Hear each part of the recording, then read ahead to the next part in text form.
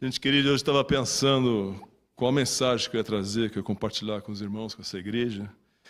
Uma igreja que, de certa maneira, eu me sinto em casa, né, por causa da história que nós temos aqui com a família do Ion, né, com o Ferreirão, com a Célia, com outras pessoas também aqui que foram parte da minha infância, da minha formação, do meu crescimento. E eu ia falar sobre a soberania de Deus na evangelização. Mas com a apresentação desse projeto aí, do Ion, aí, da igreja de vocês, aí do Dia Amigo, né, eu resolvi mudar a mensagem. Por isso, tão culpado aí o Ion. E essa mensagem que eu vou trazer, ela reflete um pouco a realidade da nossa igreja lá na França, né? Nossa igreja francesa, como a grande maioria das igrejas europeias, elas não têm uma cultura de evangelização, né? O europeu, ele não sabe evangelizar, claro que, salvo raras exceções, né? Então, é uma coisa que o povo lá não se sente à vontade de compartilhar, né? E ainda mais na França, que tem a tal da laïcité, né? que meio que restringe a religião em lugares fechados e privados, né? Em lugares públicos, em praças ou escolas. É impossível é contra a lei, você compartilhar o evangelho, né? Ou qualquer outra religião, tá, gente? Então, criou-se na comunidade, na sociedade francesa, um certo um mal-estar quando alguém vai evangelizar ou falar de Cristo para outra pessoa na rua, e não é aceitado isso. Culturalmente, não é aceitável, não é uma boa conduta. E nossa igreja sofre disso. Nós estamos nessa igreja atualmente, hoje, há um ano e pouquinho que nós chegamos lá. É uma igreja de 100 e poucos anos, 15 membros, tem uma criança de 10 anos, o resto tudo são pessoas já de idade, né? E nós estamos crescendo devagarinho, nós temos visto a mão de Deus, né? A boa mão de Deus, agindo na nossa comunidade, de maneira que a igreja passou a ser um local simpático para a comunidade. Nós, durante esse ano todo, nós nos esforçamos para fazer integrar parte da vida da sociedade. Então, todas as festas que tinham, a igreja festejava junto, não é? Abria as portas e, como bom brasileiro, fazia churrasco para todo mundo, né? Só que o churrasco francês é com carne de porco e linguiça, não é só, né? E então a gente sempre teve essa preocupação do evangelismo intencional, ou seja, a gente convidava as pessoas para celebrar com a gente, não só as festas nacionais, como as festas locais, mas até dia de santo, né, que a gente frequentava, a gente festejava também, convidava o pessoal para vir e acabava sempre assistindo um filme, Chosen, ou alguma coisa que pudesse depois conversar um pouco sobre nossa fé cristã, né? E com isso, nós fechamos no ano passado ainda uma parceria com uma associação governamental de acolho ao refugiado, né? Então, já praticamente quase 10 meses, a gente vem trabalhando com os refugiados também. Refugiado, não sei se vocês sabem, mas refugiados é um status do imigrante. Tem um imigrante comum, um imigrante que atravessa lá o norte da África para chegar, né, o Mediterrâneo, para chegar no sul da Europa. Esse é o refugiado, esse é o imigrante. Então, ele vem atrás de uma vida melhor, oportunidade de trabalho, para a família, aquelas coisas. E tem o refugiado, que é quando a pessoa é perseguida, tem risco de vida, ou ela foge do país em guerra, porque está sendo perseguida também, ou por qualquer motivo que tenha risco ou implicação de vida. Então, esse é o refugiado. E quem dá esse estatuto de refugiado é a ONU, que tem autoridade para dar. Agora, o mercado comum europeu, a União Europeia está começando a dar também, mas normalmente é a ONU. E quando a pessoa tem o status de refugiado, ela tem uma verba internacional para ela. Então, o governo aceita. Agora, quando a pessoa é imigrante, quer uma vida melhor, atravessa a fronteira de barquinho, a pé, não sei como, esse dá prejuízo, o governo não quer. Então, nós estamos justamente trabalhando quando a pessoa chega e está na espera do estatuto que ela vai receber, se é de refugiado ou se é simplesmente de imigração. Então, durante esse período de 1 ano e meio, 2 anos, às vezes, nesse processo, o governo recebe, bota as crianças na mesma hora na escola, mas os pais não têm direito de trabalhar. Então, o governo dá uma ajuda, por vale, né, refeição, não sei se posso chamar de vale-refeição, mas eles, com esses vales, com esses tickets, eles compram comida no supermercado, mas não é suficiente. Então, a igreja tem feito parceria com essas pessoas que têm chegado à nossa região, e cada vez tem chegado mais, porque uma coisa é você sustentar uma família em Paris, ou em Bordeaux, ou nas grandes cidades, né? E outra no interior, muito mais barato. Então, o governo está dando prioridade para mandar os imigrantes agora, todos, durante esse período aí para as pequenas cidades do interior. Então, nossa cidade tem recebido bastante gente que vem de toda parte do mundo, principalmente do norte da África, mas tem muita gente que vem também dos ex-países da União Soviética, né? Geórgia, Cazaquistão, esses países lá. Muitos vieram da Síria também, quando teve guerra, alguns da Turquia, muitos do norte da África, e tem muita gente da Colômbia e da Venezuela chegando agora também. Pasmem, mas a Colômbia, o tráfico ele persegue a Igreja Católica e a Igreja Protestante em certas regiões da Colômbia. Então, por eles serem crentes, eles evangelizarem, tirar as pessoas do tráfico ou do vício, o narcotráfico passou a perseguir essas pessoas também e matar. Então, muitos têm fugido para a Europa. E, com isso, têm tido tem recebido, né, não só ajuda da igreja, mas como ouvido também o Evangelho. Né? Tem tido a possibilidade, a oportunidade de ouvir o Evangelho. Então, nossa igreja abraçou alguns direcionamentos diferentes, né, nesse sentido. Mas continua uma dificuldade muito grande para o povo da igreja evangelizar. Né? E todo mundo tem seu motivo. Né? Uns são tímidos, outros não sabem o que dizer, outros têm medo de não saber dar resposta, né? Outros não estão muito seguros, uns são novos na fé, outros são velhos, mas nunca evangelizaram. Então, todo mundo tem seus motivos. Né? Motivos, às vezes, até que justos. Não é? Mas eu queria compartilhar com vocês hoje esse texto, porque eu sei que vocês estão em plena campanha aí de evangelização, aí de amigo, e com vizinhança, e rua, e eu acho assim, excelente o que vocês estão fazendo. E esse texto é um texto que sempre me falou muito nessa questão dos motivos por que eu não evangelizo. Né? Ele se encontra no livro do Êxodo, capítulo 3.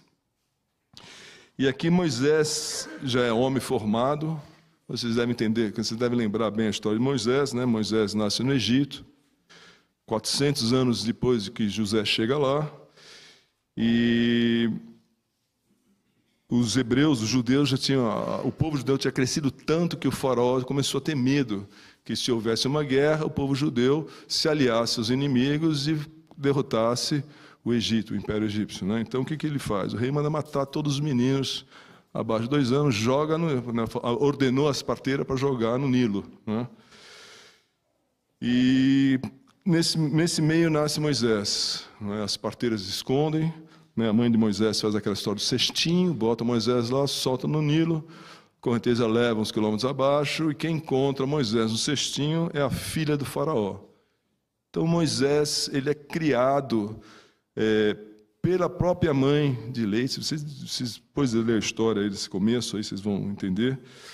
Ele é criado pela sua própria mãe natural, e é criado também dentro do palácio como um príncipe.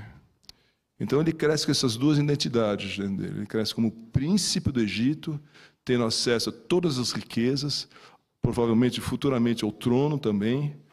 Ele cresce com toda a cultura, com a melhor universidade que tinha na época, era o Egito ali. Então, ele cresce com todo esse conhecimento, e Deus prepara Moisés, desde pequenininho, desde a infância dele, dentro do palácio, através de conhecimento, e com a sua família, com a sua própria mãe, através da fé. Então, ele cresce essa pessoa que, com 40 anos de idade, o texto 3 começa a falar, o 2 começa a falar, Moisés, com mais ou menos 40 anos de idade, ele está na rua andando e vê um chefe de escravos batendo num judeu. E ele vai lá separar lá a briga e tal, e acaba matando o egípcio, né? E ele, com medo, esconde, enterra o Egito na areia do deserto lá e sai de fininho e desaparece. Né? No dia seguinte, ele vê dois hebreus, dois judeus, né, lutando entre eles lá, brigando, e ele vai separar. Nisso ele é confrontado. Né? Quem te elegeu, quem te nomeou juiz sobre nós? Acaso vais nos matar, assim como fez com o egípcio ontem? Então ele se toca que ele foi visto, eles sabiam quem ele tinha matado, e no Egito, naquela época, você matava e morria, era olho por olho, dente por dente. Então ele sabia que estava condenado à morte. Então ele foge para o deserto. E aí começa a nossa história. Moisés estava uma bela tarde lá, capítulo 3. Apacentava Moisés o rebanho de Jetro, seu sogro, sacerdote de Midian, e levando o rebanho para um lado ocidental do deserto, chegou ao Monte Horebe, o monte de Deus. Apareceu-lhe o anjo do Senhor numa chama de fogo. Aqui, só para dar uma nota teológica aqui, toda vez que você vê essa expressão anjo do Senhor no Antigo Testamento com letra maiúscula, essa é a aparição de Cristo no Antigo Testamento, tá, gente? Isso é uma cristofania que eles chamam. Como é que eu sei que era Deus aqui? Não era um anjo, né, mas era Deus. A gente vai ver depois embaixo. Então aparece o anjo do Senhor nesse arbusto, nesse arbusto que se queimava, mas não se consumia. Verso 3, então disse consigo mesmo, Moisés, né? Irei para lá e verei essa grande maravilha, porque a sarça não se queima. Vendo o Senhor, aqui já é Jeová, ou Javé, depende da sua versão, né? Já não é mais o anjo, agora é Javé, né? O Jeová.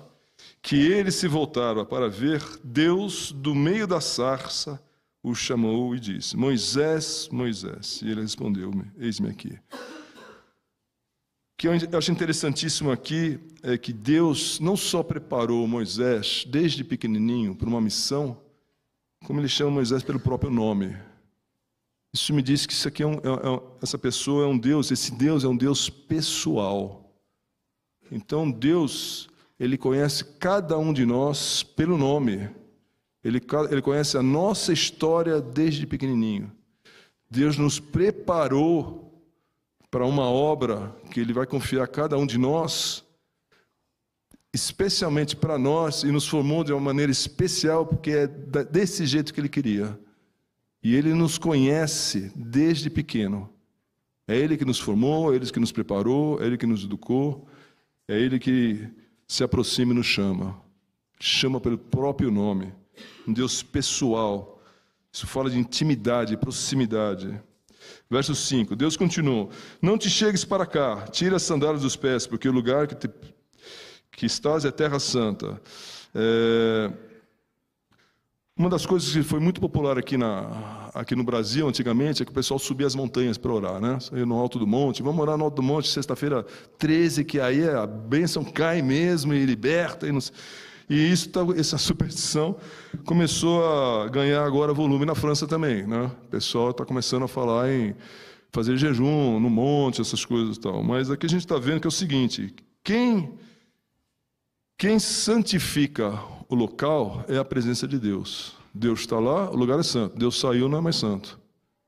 E é a mesma coisa comigo e com você. Nós somos santos porque nós somos chamados, recebemos a Cristo e o Espírito de Deus habita em nós.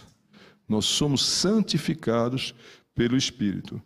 Então Deus, Ele nos prepara, nos conhece, nos chama e ainda nos sela, nos guarda, nos separa, colocando o seu Espírito dentro de cada um de nós, né? Não te chegues para cá e tira a sandália, porque o lugar que está pisando é santo. Verso 6, disse mais, eu sou o Deus do teu pai, o Deus de Abraão, de Isaque e de Jacó. E Moisés escondeu o rosto porque temia olhar para Deus. Eu acho que quanto mais fé nós temos, mais próximo de Deus nós estamos, mais temor a gente tem. É uma coisa natural, né? Quanto mais a gente contempla a pessoa de Deus, quanto mais Deus se revela a nós, mais temor a gente tem. Eu não sei, eu experimento isso na minha própria vida, né? Toda vez que Deus se manifesta, Ele me quebranta. Às vezes eu choro, às vezes eu rio, às vezes eu fico feliz, às vezes eu fico com medo. Toda vez que Deus se revela, toda vez que Deus se aproxima, se gera um temor, que a gente chama de temor santo, né? Verso 7. Disse ainda o Senhor: certamente vi a aflição do meu povo que está no Egito, e ouvi o seu clamor por causa dos seus exatores. Conheço-lhe o sofrimento. Por isso desci, a fim de livrá-los da mão dos egípcios, para fazê-los subir daquela terra a uma terra boa e ampla, terra que emana leite e mel. Aqui está Deus se revelando para Moisés. Não? Então ele fala que ele é o Deus dos antepassados dele, é o Deus que a mãe dele ensinou ele a temer desde pequenininho, e é um Deus que conhece ele pelo nome, é um Deus que praticamente criou, gerou e fez Moisés o que ele é. Mas esse Deus tem um outro lado também. É um Deus que fala que eu vi a aflição do meu povo, eu ouvi o seu clamor, eu conheço-lhes o sofrimento. Ou seja, o nosso Deus é um Deus que vê nossa aflição, ele ouve os nossos clamores e ele conhece, além de cada um de nós, ele conhece os problemas, os momentos, as dificuldades, o sofrimento que cada um de nós passa. Ele não é um Deus distante, que olha e lida com a galera, com o povo, de modo geral. Não, ele é um Deus pessoal. Ele ouve, ele vê, ele age. E ele se identifica com o nosso sofrimento. Conheço-lhes o sofrimento.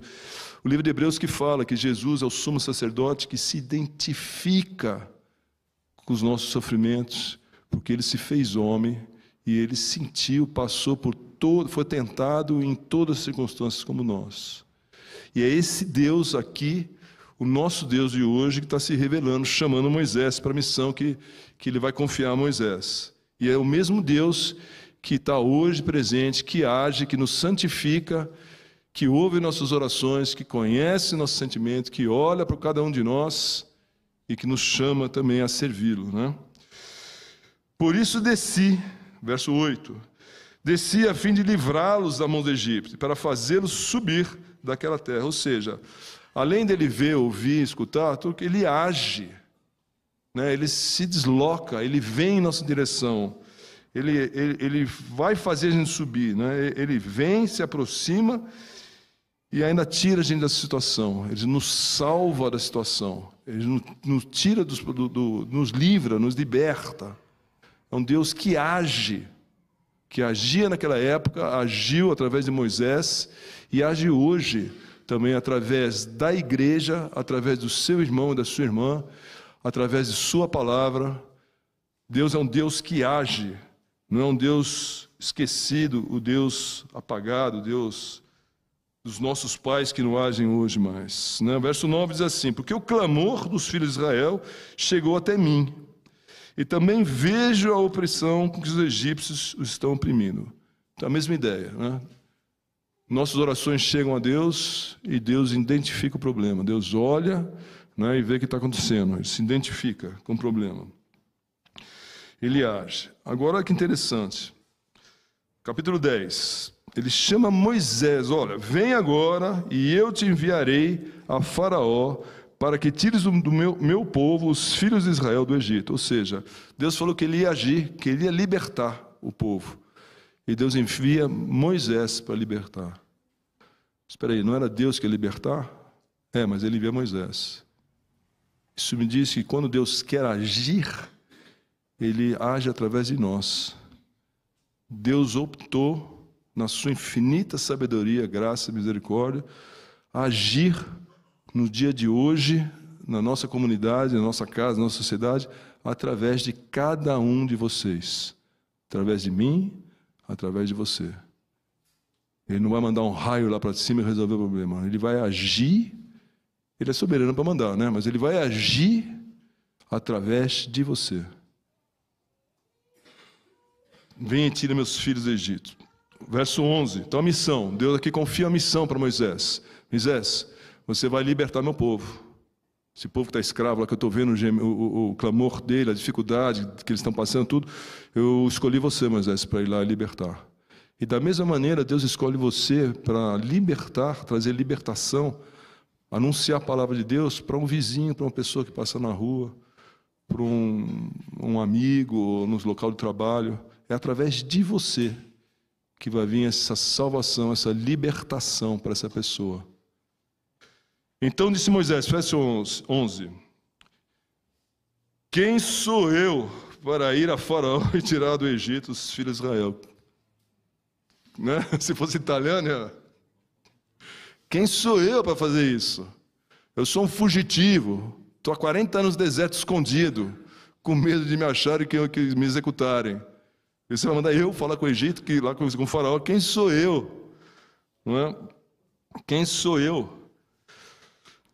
Deus manda você, dá oportunidade para você pregar o evangelho com o seu chefe, com alguém lá na academia, sei lá, alguém que você julgue que é importante, né?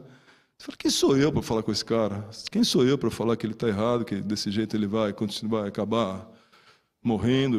Ele precisa de Jesus. Quem sou eu para falar isso para ele, né? Verso 12. Deus respondeu: eu serei contigo. Deus não falou mais nada. Quem sou eu para... eu serei contigo. Gente, é exatamente a grande comissão aqui que Jesus fala lá em Mateus 28, né?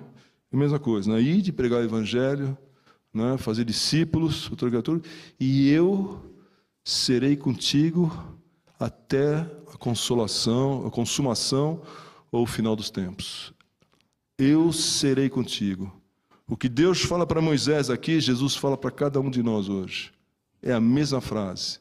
O que Deus fez através de Moisés, para que ela libertar aquele povo, Deus faz através de cada um. Ele está disposto, Ele está chamando a gente para fazer a mesma coisa, trazer liberdade, trazer salvação. Não é? Quem sou eu? Não interessa, eu serei contigo. E esse será o sinal de que eu te enviei. Depois de haveres tirado o povo do Egito, servireis neste monte, né, o monte de Deus. Verso 13, disse Moisés a Deus: eis que quando eu vier aos filhos de Israel, lhes disser, o Deus de vossos pais me enviou a vós, outros, e eles me perguntarão, qual é o seu nome? Que lhes direi, Senhor? A primeira crise que Moisés tem aqui é com o seu próprio povo, não é nem com a missão que ele tem, não é nem que fala com o faraó, é com o seu próprio povo. Não, ele fala, espera aí, Senhor, peraí. Quando eu chegar lá, povo de Israel, falar assim, ó, Deus lá dos nossos tempos passados apareceu para mim e falou, galera, vamos embora, né, arruma as malas para que a gente vá embora. Eles vão perguntar, mas quem é você? Eu vou falar que não, que Deus me mandou. Eles vão falar, que Deus que te mandou? Não é isso que está acontecendo aqui. Que Deus que te mandou? Disse Deus a Moisés, verso 14, eu sou o que sou, né? O Yahvé, né? Eu sou o que sou. Disse mais, assim dirá aos filhos de Israel, eu sou, me enviou a vós outros. E aí Deus dá uma série de instruções, não é, para o que Moisés vai falar. Ou seja, Moisés para a segunda vez está negando, que primeiro ele fala assim, para quem sou eu para ir? A segunda está falando assim, quem que é o Senhor para me mandar? Não é? E Deus está se revelando para ele, para que ele se revele ao povo judeu. Né? Vamos dar uma passada rápida, que senão... capítulo 4. Respondeu Moisés, mas eis que não crerão, nem acudirão à minha voz, pois dirão, o Senhor não te apareceu. Então o que Moisés está falando assim, falou, Senhor, tudo bem, tudo bonitinho, tudo legal, mas ninguém vai acreditar nessa história. Não é? Então, não vou não, porque ninguém vai acreditar nessa história, né? Deus vira para ele e fala assim, ou seja, essa aqui é a terceira vez que Moisés está arrumando desculpa, gente. Se você acha que você tem dificuldade de evangelizar, se é difícil para você compartilhar, Moisés, o grande Moisés, maior profeta praticamente do Antigo Testamento, terceira vez que ele fala para Deus, peraí, não é bem assim. Não, ninguém vai acreditar em mim, ninguém vai acreditar em você, ninguém vai acreditar em nada. Capítulo 4, verso 2. Perguntou-lhe o Senhor, que é isso que tens nas mãos? Respondeu-lhe, um cajado, uma vara. Moisés era pastor. O instrumento de trabalho do pastor era o cajado, com que ele se defendia, com que ele tocava o rebanho, né, com que ele atacava os animais que vinham atacar o rebanho. O instrumento de trabalho de Moisés era o cajado. O que identificava Moisés A profissão de Moisés era o cajado. O que identifica você hoje? O que você tem na sua mão? O que Deus fez na sua vida? Qual é o dom? Qual é o talento? Quem você é? É isso que Deus vai utilizar na sua obra. Não importa de onde você vem, não importa para onde você vai, não importa o nível de educação que você tem. Né? A palavra de Deus fala que Deus deu dons para todos. Não é? E esses dons que vêm de Deus, para nós temos que desenvolvê-los. Não é? Tem aquela história lá dos talentos, aquelas coisas, né? Que Deus dá 5 para 1. Tá, né? Deus deu dons para cada um de vocês, não sei qual, mas você sabe aquilo que você gosta de fazer, aquilo que você queria ser, aquilo que você é, o que se identifica. Esse é o seu cajado. É com isso que Deus vai trabalhar. O que você tem na sua mão. Aí Deus fala, então lança na terra o seu cajado. E aí ele lançou o cajado na terra. E o cajado virou uma serpente. Ele falou, agora vai lá, pega no rabo da serpente. Lá. Pegou, virou cajado. Aí Deus fala de novo, pega a sua mão. Agora enfia na camisa. Agora tira. A mão saiu leprosa. Agora enfia de novo. Tirou, saiu limpa. Aí ele faz um terceiro sinal. Pega a água do Nilo. Deixa eu ler o texto aqui. Então, verso 9. Se nem ainda crerem mediante esses 2 sinais, nem te ouvirem a voz, tomarás as águas do rio e as derramarás na terra seca, e as águas que do rio tomares tornar-se-ão em sangue sobre a terra. Olha que interessante, gente. Esses sinais, esses 3 sinais, foram para o próprio povo, foram para os próprios judeus. A gente lê esse sinal, acho que foi para os egípcios, ele vai repetir depois. Mas essa primeira instância aqui, que Deus fala, pega com a sua mão, que não sei o que lá, joga, é para o próprio povo. É para mostrar para o povo que realmente ele tinha sido chamado por Deus para aquela missão. Não é? Aí no verso 10, então disse Moisés ao Senhor, Senhor, eu nunca fui eloquente, nem outrora, nem depois que falaste a teu servo, pois sou pesado de boca e pesado de língua. 4ª vez. Moisés fala para Deus, Senhor, não vai rolar. Eu sou gago, eu sou pesado, não sei qual que era o defeito dele, pesado de língua, eu sou meio bronco para falar, eu não conheço muito bem, não sei, eu tenho algum problema na dicção. Arruma outro para ir, porque eu estou fora. 4ª vez que Deus está falando, está dando poder para ele, está, dando capacidade, poder mesmo de fazer milagres, essas coisas, e mesmo assim ele está falando assim, Senhor, manda outro. Gente, dificuldade para evangelizar é normal. É normal. Todo mundo passa por isso. Até Moisés, como a gente está vendo no texto, teve uma grande dificuldade de abraçar o ministério que Deus tinha chamado para ele. Mas ele não fica aí, Deus não fica aí. Deus continua insistindo com Moisés.